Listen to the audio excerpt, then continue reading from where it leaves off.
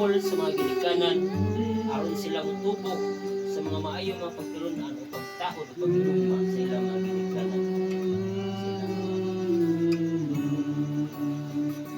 Gusto Ginoo, nagumaya kami kanimo, nagasimba kanimo, nagpasalamat. Dili sa mga sila Lord, kundi usab kami nakapamalandong sa mga pagkahimugso ni kalibutan.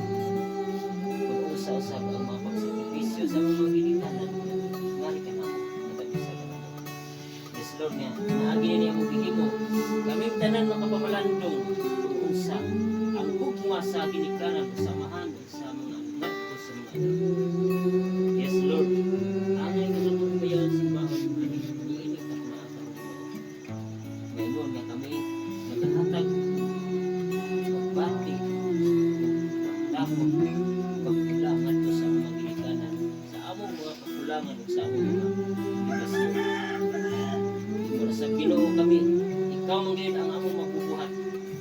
Ikaw man ang among Diyos, na nag-provide sa tanan among panginahanglan, aron kami mabuhay ng kalibutan.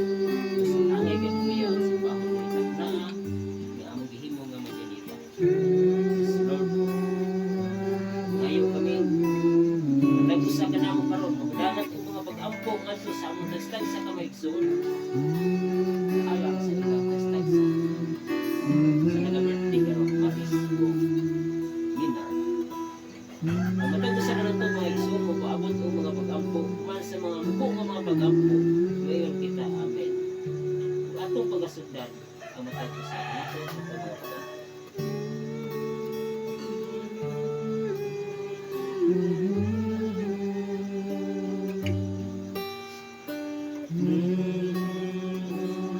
Naunta Lord, si Inday Marisa ug si Minard.